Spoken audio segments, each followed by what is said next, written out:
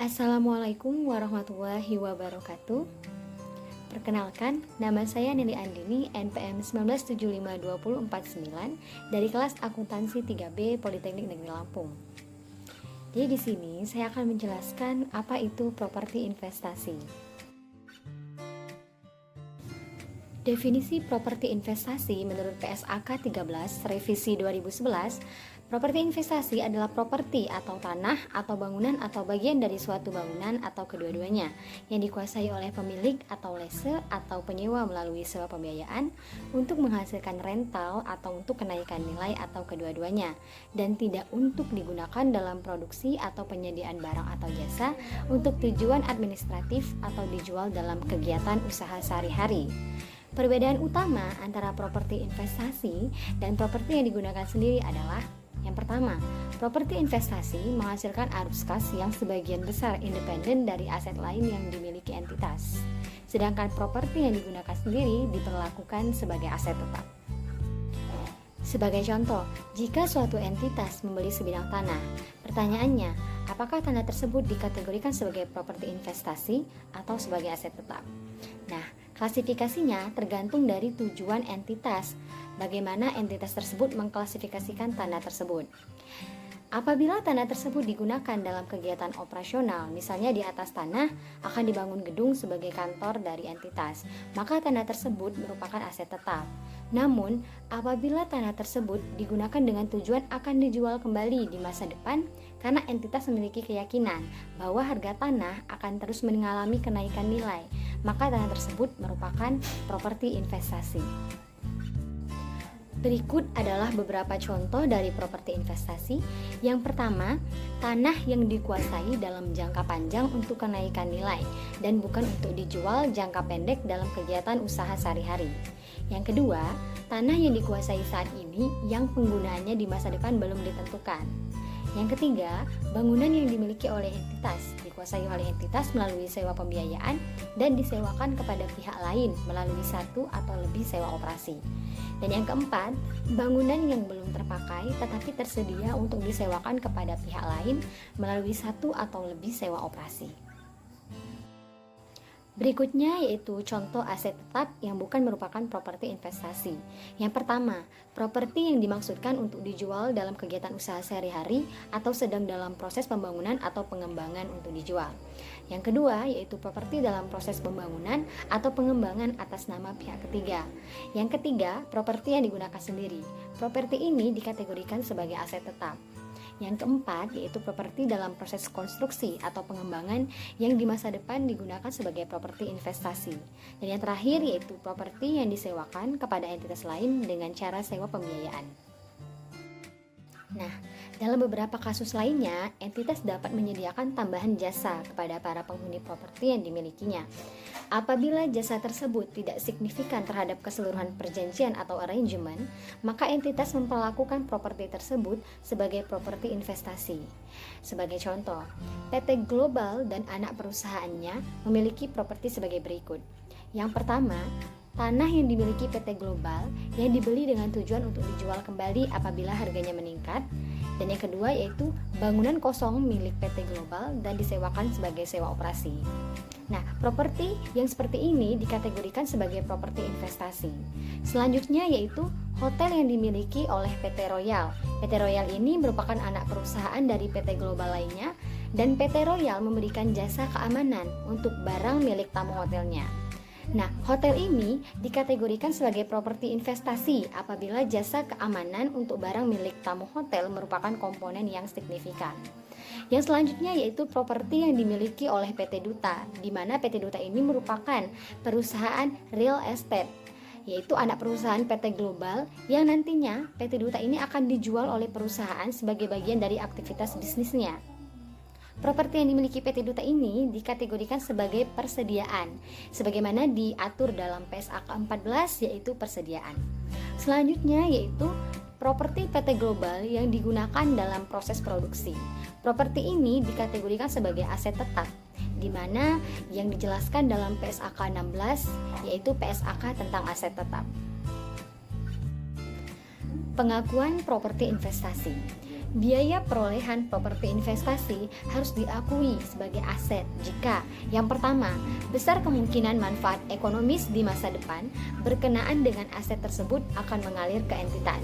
Dan yang kedua, biaya perolehan aset dapat diukur secara andal. Selanjutnya yang akan saya bahas yaitu pengukuran awal properti investasi. Properti investasi yang memenuhi kualifikasi untuk diakui sebagai aset harus diukur sebesar biaya perolehan, di mana biaya perolehan ini meliputi harga pembelian dan setiap pengeluaran yang dapat diatribusikan secara langsung, misalnya biaya jasa hukum, pajak penjualan, dan biaya transaksi lainnya. Jika properti investasi diperoleh dengan cara kredit dan pembayaran untuk aset melampaui jangka waktu kredit normal, maka perbedaan antara total pembayaran dengan nilai tunainya diakui sebagai beban bunga selama periode kredit, kecuali memenuhi kriteria untuk dikapitalisasi sesuai PSAK 26 yaitu biaya pinjaman. Namun, jika properti investasi diperoleh melalui pertukaran aset non-moneter atau kombinasi aset moneter dan non-moneter, maka biaya perolehan diukur pada nilai wajar, kecuali transaksi pertukaran tidak memiliki substansi komersial atau nilai wajar dari aset yang diterima dan diserahkan tidak dapat diukur secara andal. Berikutnya yaitu pengukuran setelah perolehan. Pengukuran properti investasi setelah perolehan menggunakan dua metode, yaitu yang pertama model biaya dan yang kedua model nilai wajar. Model biaya, perlakuannya dicatat sebesar biaya perolehan dikurangi akumulasi penyusutan dan akumulasi rugi penurunan nilai aset. Pengaturan untuk perhitungan penyusutan sama dengan aset tetap. Yang kedua yaitu model nilai wajar. Model ini berbeda dengan model revaluasi. Model ini harus diterapkan untuk seluruh properti investasi, bukan hanya untuk kelompok tertentu saja. Perbedaan lainnya adalah selisih yang timbul dari penyesuaian ke nilai wajar langsung diakui dalam laporan laba rugi komprehensif dan tidak dilakukan perhitungan penyusutan apabila entitas memilih menggunakan model nilai wajar. Selanjutnya, saya akan membahas penghentian pengakuan properti investasi. Properti investasi dihentikan pengakuannya pada saat pelepasan atau ketika tidak digunakan lagi secara permanen dan tidak memiliki manfaat ekonomis di masa depan. Pelepasan dapat dilakukan dengan cara dijual atau disewakan secara sewa pembiayaan. Laba atau rugi yang timbul dari pelepasan properti investasi merupakan selisih antara hasil neto dari pelepasan dengan jumlah tercatat aset dan diakui dalam laporan laba rugi komprehensif dalam periode terjadinya penghentian.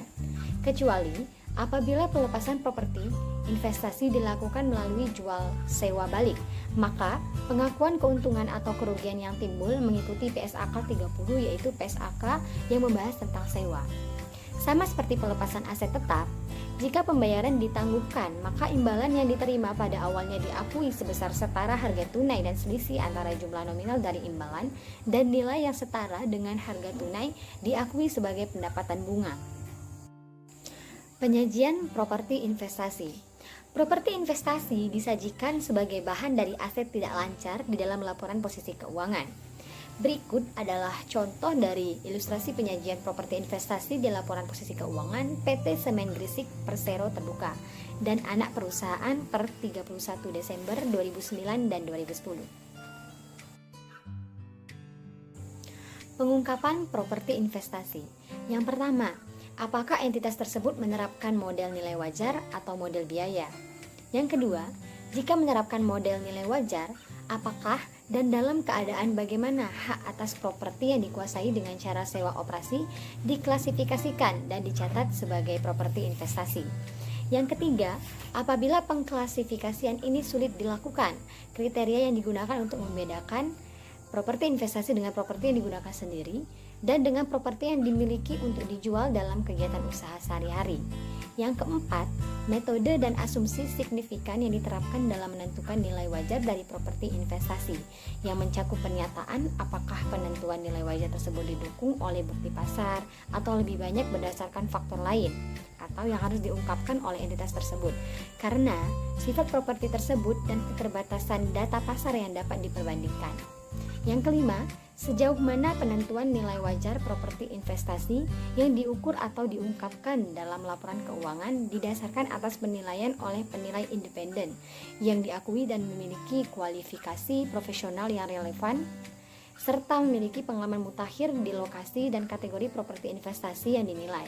Apabila tidak ada penilaian seperti itu, hal tersebut harus diungkapkan. Yang keenam, yaitu jumlah yang diakui dalam laporan laba rugi komprehensif untuk yang pertama, penghasilan rental dari properti investasi. Yang kedua, beban operasi langsung mencakup perbaikan dan pemeliharaan yang timbul dari properti investasi yang menghasilkan penghasilan rental selama periode tersebut. Yang ketiga, beban operasi langsung mencakup perbaikan dan pemeliharaan yang timbul dari properti investasi yang tidak menghasilkan penghasilan rental selama periode tersebut. Dan yang terakhir yaitu perubahan kumulatif dalam nilai wajar yang diakui dalam laporan laba rugi komprehensif atas penjualan properti investasi dari sekelompok aset yang mana model biaya digunakan ke kelompok yang menggunakan model nilai wajar. Yang ketujuh, eksistensi dan jumlah pembatasan atas realisasi dari properti investasi atau pembayaran penghasilan dan hasil pelepasan. Yang terakhir yaitu kewajiban kontraktual untuk membeli, membangun, atau mengembangkan properti investasi atau untuk perbaikan, pemeliharaan, atau peningkatan. Berikut adalah ilustrasi pengungkapan dalam catatan atas laporan keuangan atau CALK PT Semen Gresik Persero Tbk dan anak perusahaan di laporan keuangan tahun 2019. Dan ini merupakan tampilan pengungkapan dalam CALK PT Semen Gresik Persero tahun 2010.